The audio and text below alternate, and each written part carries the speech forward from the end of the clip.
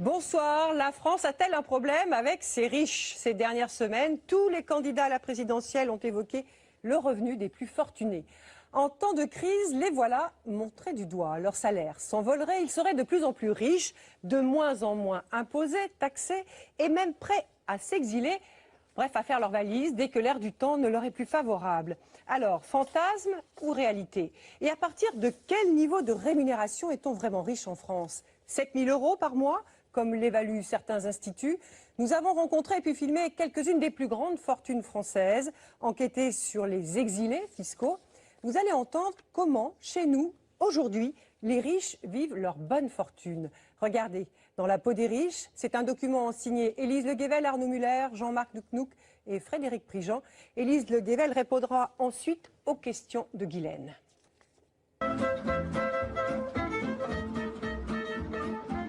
Si Jean-François Gobertier a décidé de s'acheter un jet privé, pour la bagatelle de 2 millions d'euros, ce n'est pas vraiment pour le plaisir. On y va? On y monte? Allez. En 20 ans, il a fait le tour de France, jusque dans les coins les plus reculés. Visité plus d'1 millier de terrains pour trouver l'emplacement idéal de ses 130 maisons de retraite. Et pour cela, il lui fallait un outil de déplacement. Comment je peux travailler correctement et comment je peux être efficace dans mon travail? C'était pas le fait d'avoir un jet parce que c'était contre nature pour moi, puisque j'avais excessivement peur en avion. Donc quand j'ai fait ça, je l'ai fait pour le travail, je me suis forcé de le faire. Il a fallu que j'attende une dizaine de vols avant d'être à l'aise dans cet avion. Voilà. Avec un patrimoine estimé à 600 millions d'euros, Jean-François figure parmi les plus grandes fortunes professionnelles de France. Lui et les 5500 emplois qu'il a créés. Si l'avion le laisse indifférent, il raffole des voitures de luxe.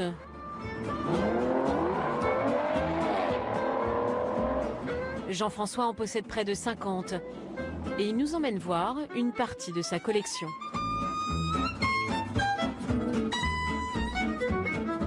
C'est une Porsche qui est sortie à 1000 exemplaires. C'est une voiture exceptionnelle, c'est presque une voiture de course. C'est une Morgane. C'est un médecin qui a voulu la faire carrosser, parce que les Morganes étaient toujours décapotables. Parce que la passion se transforme souvent en business chez cet entrepreneur, il a décidé de louer ses propres voitures à des amateurs. Puis après, 50 voitures à vous tout seul, ça servait à rien finalement, c'est ça? ça sert à rien, parce que je roule toujours avec la même, donc je roule tous les jours avec la même. Donc ça sert à rien, c'est vrai. J'ai toujours aimé la voiture, la moto. Le point de départ est là. Et alors après, j'ai eu l'occasion, il y a quelques années en arrière, d'acheter 3 concessions automobiles à un ami qui était en difficulté. Et c'est ça qui m'a fait partir dans l'automobile.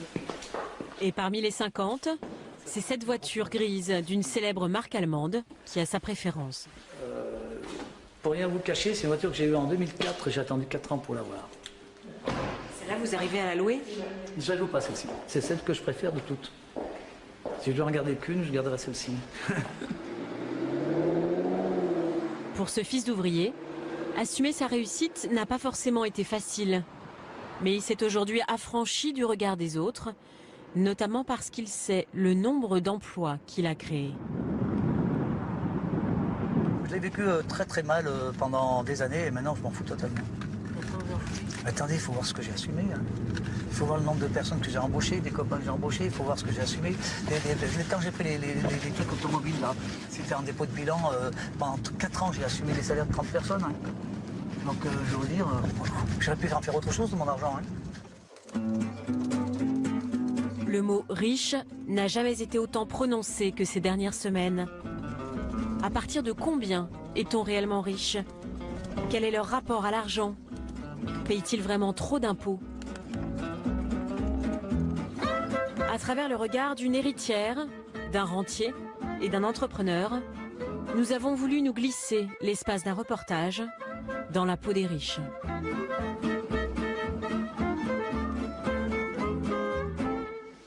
Nous voici dans les locaux de Rue du Commerce, un des premiers sites marchands sur Internet. Chers amis, bonjour. It's time pour la réunion. Bon, il y a la téloche. Hein. Je suis désolé. Hein. Patrick Jacquemin est un pionnier. Il a créé cette société de toutes pièces avec son associé il y a un peu plus de 10 ans. Organisation, budget. Alors planning, voilà. En 1999, le commerce sur Internet en est à ses prémices. Le planning sur... Le chiffre d'affaires de la start-up explose rapidement. Et Patrick atteint son objectif, devenir chef d'entreprise. Et nous, il faut qu'on passe devant tout le monde. C'est ça l'objectif. Bien sûr, quand on crée une entreprise, il y a plein de motivations. Il y a l'ego, j'ai envie d'être patron, j'ai envie qu'on me connaisse. Il y a la richesse, évidemment, j'ai envie de gagner de l'argent. Il y a le pouvoir, j'ai envie de manager. Il y a aussi l'intérêt intellectuel, j'ai envie de faire du marketing, j'ai envie de faire du commercial. Il y a tout un tas de choses qui font qu'à un moment ou à un autre, on entreprend. Mais il avait un autre moteur. Si sa société a vu le jour, c'est aussi au nom d'une promesse que Patrick s'est faite il y a longtemps. Devenir riche et libre. Et je vais là. À 25 ans, le jeune homme n'a pas le baccalauréat. Il vend des assurances en porte-à-porte. Et pourtant, J'ai un petit bureau. il se promet d'avoir un jour les moyens d'arrêter de travailler. Et profiter de ce qui m'intéresse. C'est pas profiter de la vie, je m'achète une Ferrari et je vais sur mon yacht. C'est faire ce qui m'intéresse, ce que j'ai au fond de moi. Et mes passions. Et le travail n'est pas forcément une passion pour tout le monde. Hein. Il y a plein de gens pour qui c'est pas une passion d'ailleurs. Et donc à ce moment-là, je me suis dit, bon alors, qu'est-ce qui est... À quel âge je serai encore en bonne santé? J'aurai encore de la dynamique. Et qu'est-ce qui est réaliste? Est-ce qu'en 3 ans, je peux m'affranchir de l'obligation de travailler, donc de 20 à 28 ans? Non, c'est pas réaliste. Donc je me suis fixé un objectif de 45 ans. C'est aujourd'hui chose faite. En 2005, la société rentre en bourse. Il y a quelques mois, Patrick a revendu ses parts. Il a gagné en tout 20 millions d'euros.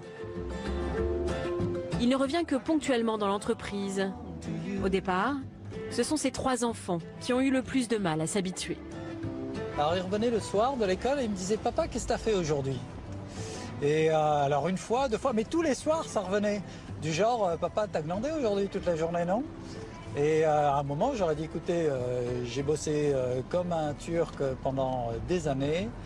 Et maintenant, j'ai acquis cette capacité de faire ce que je veux. Et c'est pas pour vous rendre des comptes. Vous n'avez pas le sentiment d'être un rentier?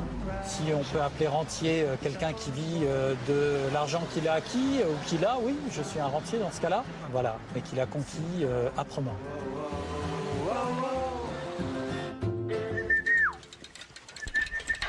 Viens là. Allez les chiens, vous remuez aujourd'hui. Hein. Florence Catiard et son mari Daniel se sont aussi posé la question lorsqu'ils ont vendu les magasins de distribution dont ils avaient hérité. Que faire de tout cet argent? Balloon, allez, viens. Une année de réflexion, et en 1990, le couple décide de s'offrir le domaine Smith au Lafitte, dans le Bordelais, pour plus de 30 millions d'euros.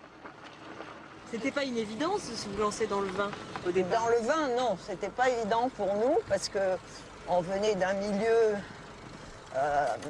de sport et aussi d'entreprise, parce qu'il y avait quand même une tradition chez les parents de Daniel.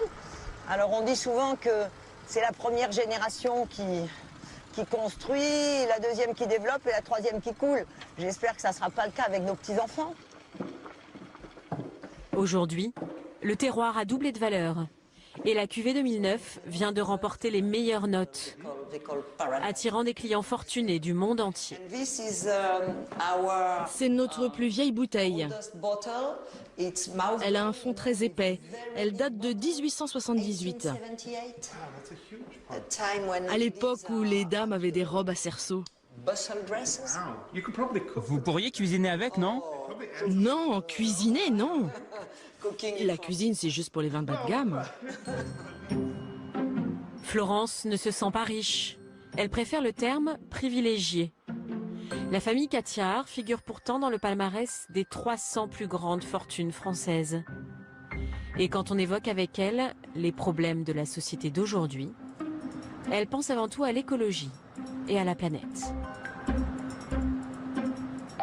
Les inégalités sociales, par exemple, c'est quelque chose qui vous tient à cœur ou pas? Si je réponds honnêtement, Oui, mais peut-être pas dans le sens où tout le monde l'entend.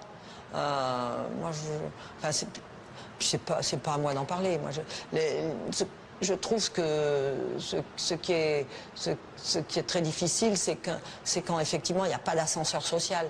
Mais c'est vrai aussi que il y a peut-être, on peut aussi avoir plus d'espoir, plus de pensées positives et plus de vista intérieure qui vous pousse à vivre à votre maximum. En vraie libérale, Florence préférera toujours la liberté d'entreprendre à l'égalité. Elle considère que les Français ont un problème avec les riches, contrairement aux Américains. Aux États-Unis, les gens se disent, dans quelques semaines, 6 mois, 1 an, c'est moi qui serai riche et qui gagnerai des millions ou des milliards de dollars. Exactement. Ça, c'est très important. Donc, tout le monde se bat pour ça. Pour moi, c'est très important ce qu'il dit parce que c'est vraiment l'histoire de l'Américain qui voit passer une belle voiture, si par exemple il a une voiture, ce qui n'est pas mon cas, mais ça peut arriver, et qui dit « un jour, je conduirai cette voiture ». Et le Français voit passer la belle voiture et il dit « ah, ces salauds de riches ».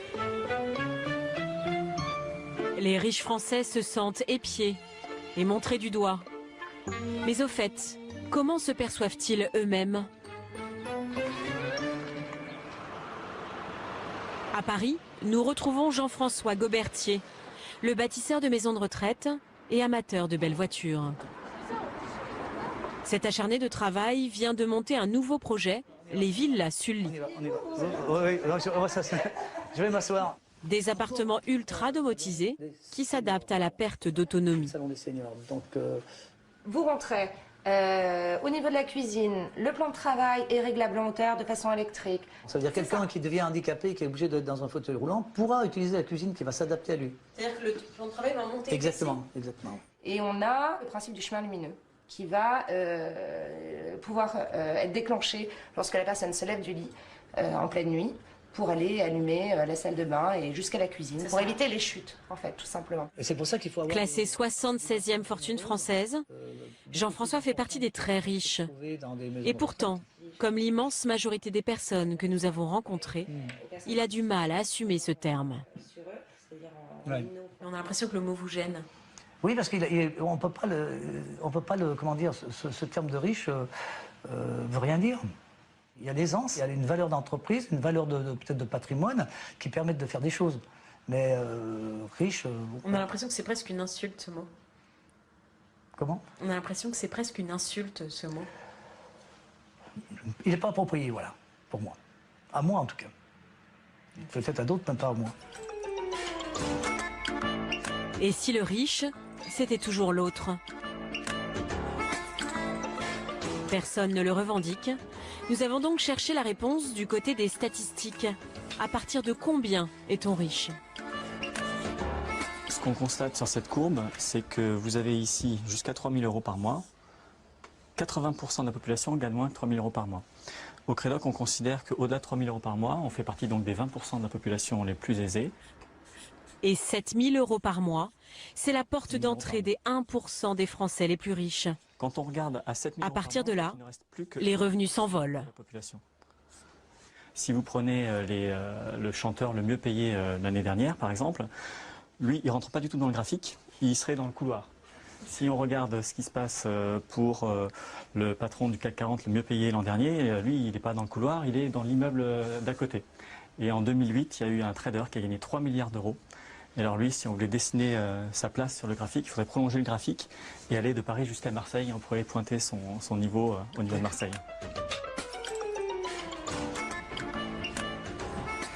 Thierry Pêche est rédacteur en chef du magazine Alternative économique. Il s'est intéressé aux ultra-riches, ceux qui sortent du graphique, les 0,01% des Français les plus aisés.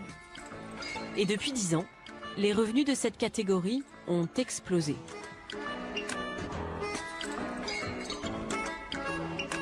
Entre 2004 et 2007, l'ensemble des Français ont connu une augmentation de leur pouvoir d'achat d'à peu près 9%. Dans le même temps, tout en haut de la distribution, chez les très riches, cette augmentation a été de 40%. Donc les écarts sont en train de se creuser très considérablement. Et ce qui a fait l'augmentation fantastique des revenus des très riches ces 10 ou 15 dernières années, c'est beaucoup l'inflation des actifs. Traduire les revenus de la bourse et de l'immobilier. Patrick Jacquemin, l'homme qui voulait être riche pour être libre, en est un parfait exemple. Il y a de la bière, il y a de l'ice tea si vous voulez. Tiens. C'est l'introduction en bourse de sa société qui a fait sa fortune. Depuis qu'il a revendu ses parts, Patrick se consacre à ses passions, l'écriture, les animaux sauvages et le voyage.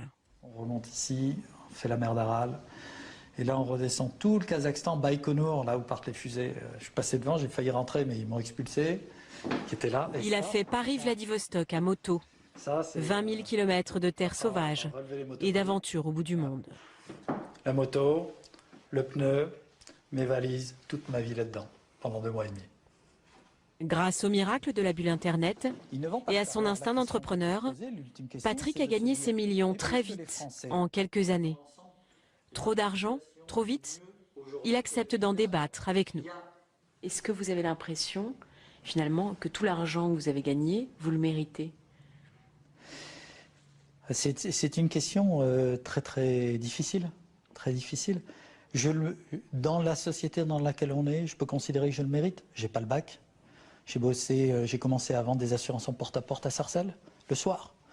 Donc, j'ai fait mon chemin pour arriver à ça. L'argent que j'ai, je ne l'ai pas pris, je l'ai gagné et j'ai créé de la valeur. J'ai créé de la richesse pour la France. Je crée de la richesse, je crée plus de 1000 emplois, la société paye des impôts, je paye plusieurs millions d'impôts. On me dit, Monsieur Jacquemin, est-ce que vous êtes bien à l'aise d'avoir de l'argent? Où est le problème? Le mérite justifie-t-il des rémunérations qui s'envolent? Nous avons voulu poser la question à des grands patrons. Mais plus on est riche, plus le sujet devient tabou. Le 13 mars dernier, nous nous invitons à un colloque de l'AFEP, le plus puissant lobby économique de France. Il rassemble quasiment tout le CAC 40. Mais ce que je vous propose en guise d'apéritif... À la tête de l'AFEP, Maurice Lévy, patron de Publicis et garant de la bonne conduite des patrons français. Il y a quelques mois, c'est lui qui a lancé un appel aux riches. Mais en 2010, en pleine période de crise, la rémunération des patrons du CAC 40 a augmenté de 34%. Élise Le Gavel d'Envoyé spécial. Oui. Est-ce que 3,6 millions d'euros, ça vous semble socialement acceptable en ces périodes? Je ne sais pas, la société dit ce qu'elle veut là-dessus. Moi, je sais ce que j'ai fait. Je veux bien aussi que vous regardiez un peu ce qu'était Publicis en 1995 et Publicis aujourd'hui. Que vous regardiez par exemple le nombre d'emplois. Combien nous étions, combien nous sommes aujourd'hui. Combien d'emplois vous avez créé? Mais vous pouvez regarder les chiffres, puisque vous êtes du journaliste avéré et que vous êtes quelqu'un qui va s'intéresser à ça. Vous n'allez pas vous arrêter à l'écume des jours. Vous avez raison. Donc vous allez faire ce travail. Vous avez peut-être une petite idée, c'était pas du tout pour... très précise, parce que je connais mes chiffres. Donc je vais vous laisser le soin de faire un travail de journaliste. Ça me fera très plaisir. Son entreprise a aujourd'hui créé 54 000 emplois. Mais il y a un autre chiffre que Maurice Lévy a omis de nous donner. 16 millions d'euros. C'est le montant du bonus des 4 dernières années qu'il va recevoir en 2012, en plus de sa rémunération. L'un des plus gros chèques jamais versés à un dirigeant. La crise a accru les différences et affûté les consciences.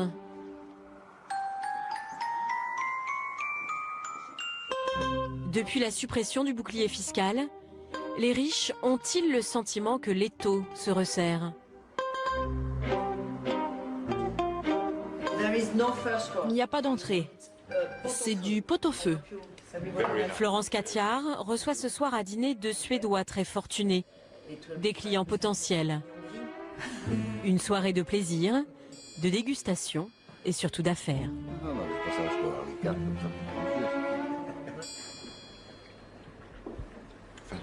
Pour un vin si jeune, il est fantastique. Il est excellent tout de suite et encore meilleur plus tard. Nous perturbons quelque peu l'harmonie de la soirée en leur demandant ce qu'ils pensent du débat actuel sur le niveau de contribution des riches. Si vous commencez à trop taxer les gens et qu'ils se sentent plus ou moins dupés, alors ils vont essayer de trouver des parades. Soit ils vont partir, et soit ils vont chercher des moyens d'échapper à l'impôt. Et là, ce sont les avocats et les conseillers qui vont gagner beaucoup d'argent. C'est vrai que nous, ce domaine, on veut le transmettre, par exemple. Bon, pour l'instant, c'est encore jouable, mais imaginons que ça remonte et qu'on puisse plus transmettre. Dire les impôts, c'est ça? Oui, imaginons que je parle des taxes sur l'héritage, sur la transmission, sur la succession, elles sont déjà lourdes, mais c'est encore acceptable. Imaginons que ça monte encore, ça sera intolérable. Un peu de concentration. Selon Florence, montrer les riches du doigt relève de la démagogie. Plus grave, cela appauvrit le pays, car certains ont déjà fait leur valise. Je comprends parfaitement des amis qui s'en vont. Et nous, on est un bon baromètre. Parce qu'avant, à Genève, à Londres ou à Bruxelles, on retrouvait peu d'amis. On les voyait à Paris. Je vous jure qu'à notre petit niveau, sur les 5-6 dernières années, on voit 50 amis à Bruxelles, autant à Genève, un petit peu moins à Londres. Bruxelles est-elle devenue le 21e arrondissement de Paris? Le refuge des riches qui ne se sentent plus compris. Nous décidons de nous y rendre. Ravi de vous accueillir. Maître de Kayser est un des 4 ou 5 avocats fiscalistes qui conseillent les riches français. Vous voyez la France et la Belgique. Vous avez... Ce qui les attire en Belgique, c'est que le patrimoine n'est quasiment pas taxé. Du côté français, il y a l'impôt sur la fortune, l'impôt sur les successions et sur les plus-values. Côté belge, quasiment rien. Donc c'est clair. ISF, pas d'ISF, donation jusqu'à 45% inévitable, 0% en Belgique, plus-value 32,5%, 0%. Oui, si vous permettez, j'ai de la... Depuis l'annonce de François Hollande de vouloir taxer les plus riches à 75% de leurs revenus, la tendance se confirme. Il reçoit une vingtaine de requêtes par mois. Il y a une certaine fébrilité aujourd'hui. Il y a beaucoup plus de demandes d'informations, des gens qui viennent ici, donc ils se déplacent, ils veulent avoir des informations, ils veulent voir comment ça se passe, voir le cadre immobilier, rencontrer des gens, voir si on parle la même langue. Ils viennent là, ils prennent leurs informations et puis ils vont réfléchir et il est probable qu'un grand nombre de personnes prendront une décision entre maintenant et 2-3 mois après l'élection. Bonjour monsieur, entrez. Bonjour maître. Vous allez bien? Très bien, installez-vous. Maître de Kayser reçoit aujourd'hui un de ses clients installé ici depuis 5 ans. Un des 20 000 Français ayant franchi le pas. Jean-Claude a quitté l'Hexagone, presque sans regret, après avoir vendu sa société. Je ne sais pas s'il existe des vrais pauvres en Belgique. Oui, certainement. Non, il ne faut pas se faire d'illusions. Il a fui ce qu'il appelle un climat démagogique et égalitariste. En Belgique, plus on avance dans la vie, plus on est conservateur. Et plus on a peur de perdre son capital.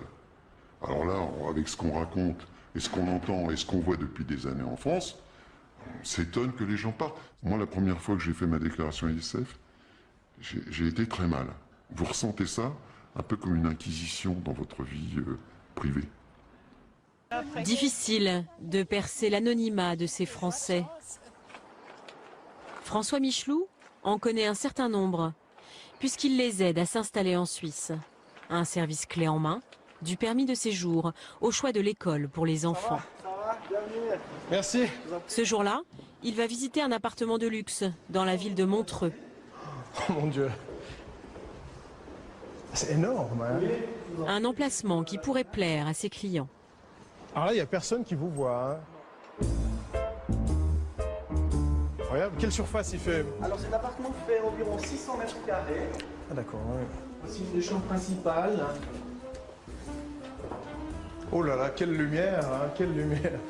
6 chambres, 7 salles de bain, pour la modique somme de 13 millions d'euros.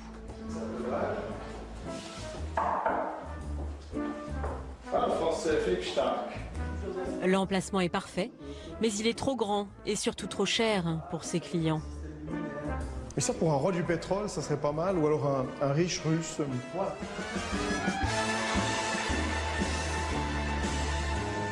La semaine dernière, François Michelot a installé 2 familles, des riches contribuables qui s'inquiètent d'un système fiscal trop instable. En France, depuis 15 ans, les mesures s'enchaînent et modifient à chaque fois les règles du jeu. La perspective de voir un retour des socialistes, c'est simplement un facteur de plus dans une série de facteurs concordants, si vous voulez. Je pense que c'est très simple, hein. Sarkozy a été un espoir pour les riches français. Ils se sont dit, un président comme ça, quand même raisonnable, qui comprend nos intérêts, qui ménage la chèvre et le chou, mais disons qui a quand même compris le problème des gros contribuables, avec son bouclier fiscal, ça a dissuadé pas mal de gens de partir en Suisse. Mais de voir que ce système-là a été défait par son initiateur même, hein, les gens ont perdu tout espoir, parce qu'ils se disent, mais si c'est de nouveau la droite, ils vont pas refaire un bouclier fiscal, il faut voir les annonces qu'ils font maintenant, et puis si c'est la gauche, on va devoir payer des sommes d'impôts qui sont énormes. En 2011, moins de 0,4% des Français soumis à l'ISF ont quitté le pays. Mais ceux qui partent ont les valises pleines. Certains économistes estiment la perte fiscale à 7 milliards par an.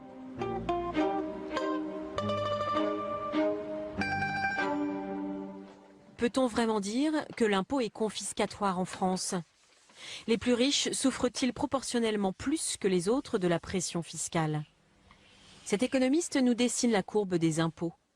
Et lorsque l'on dépasse la barre des 1% des Français les plus riches, surprise, les taux diminuent. La courbe, elle plonge parce que les plus hauts revenus, ils n'ont essentiellement plus de revenus du travail qui sont, eux, fortement imposés dans nos barèmes d'impôts. Ils ont essentiellement des revenus du capital qui, eux, sont moins taxés dans notre système fiscal. Le capital, moins taxé que le salaire. Et certains profitent de la brèche. Nous nous sommes invités en caméra cachée à un petit déjeuner, organisé dans un grand restaurant parisien par un cabinet de conseil. Officiellement, nous sommes les patrons d'une PME. Autour de la table, une 50aine d'autres chefs d'entreprise. Par d'optimisation, est-ce qu'il est préférable d'avoir 200 000 euros de salaire fixe ou d'avoir 160-40, donc 40 hors charge, 40 hors impôt? Ce consultant propose ce que l'on appelle de l'optimisation fiscale, ou comment, à l'aide d'un montage financier complexe, transformer une partie des salaires des meilleurs managers en revenus du capital, beaucoup moins taxés. Avec les frais de gestion d'ailleurs. Il y a combien d'impôts? Zéro.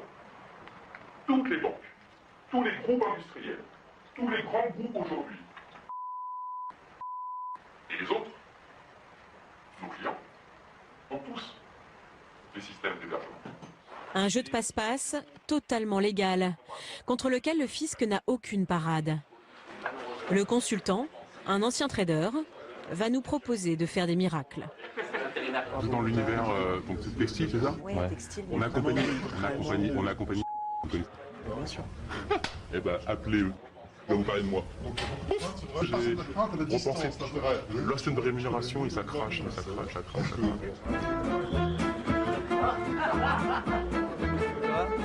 Loin des restaurants parisiens et des conseils de traders, Jean-François Goberti assiste cet après-midi à une compétition de boules lyonnaises. Ce n'est pas un amateur comme les autres, car c'est lui qui l'a financé. Parmi nos spectateurs, Jean-François Goberti. Sans lui, cette compétition n'aurait pas pu avoir lieu. Et je vais vous demander tous des applaudissements pour notre ami Jean-François Goberti. Chaque année, Jean-François donne plus de 500 000 € pour ce sport. Sa façon à lui de redistribuer son argent à son milieu social d'origine. C'est toutes des personnes que j'ai admirées. Je vois des joueurs que je regarde depuis 50 ans jouer, qui sont là encore. La boule lyonnaise, c'est ça, c'est une fête où il y a des joueurs de 20 ans, 18 ans qui jouent avec des joueurs de 60, 70 ans. Et l'argent ne vous sépare pas? Non. Peut-être au début, peut-être quand ils ne me connaissaient pas bien.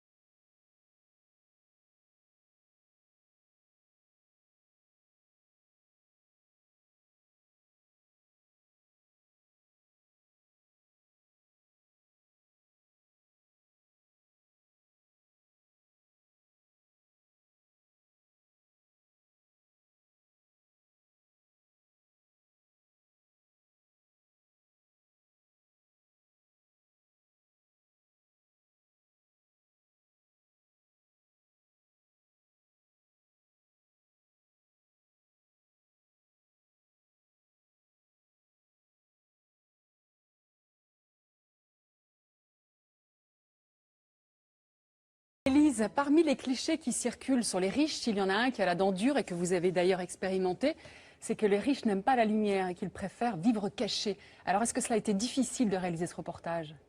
C'est vrai que parler d'argent, parler de ces questions-là reste tabou en France. Et à la fois c'est une question très passionnelle et c'est pas étonnant que cette question-là ait surgi à ce moment-là dans la campagne présidentielle. Ce qui m'a vraiment étonnée quand j'ai commencé à préparer ce reportage, c'est que la plupart de mes interlocuteurs m'ont dit « Mais pourquoi vous m'appelez ? Je ne suis pas riche ». Alors que c'était des personnes qui avaient une fortune avérée. Donc c'est un mélange de pudeur, de discrétion, mais aussi de déni. Le riche, finalement, c'est toujours l'autre, c'est celui qui gagne plus que vous. Alors, on le sent bien dans votre reportage, personne en France ne se sent riche et pourtant il y a bien des critères objectifs. À partir de combien exactement aujourd'hui en France on estime qu'on est riche ?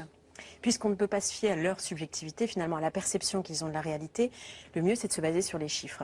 À partir de 4 000 € par mois, par personne, vous faites partie des 10% des Français les plus aisés.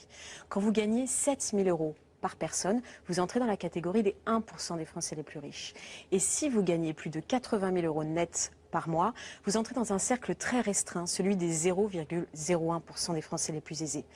Ce qu'il faut bien comprendre, c'est que la catégorie des riches n'est pas une catégorie homogène. Il y a des immenses disparités entre les moins riches, chez les riches, et les plus riches. Et les revenus s'envolent à la fin.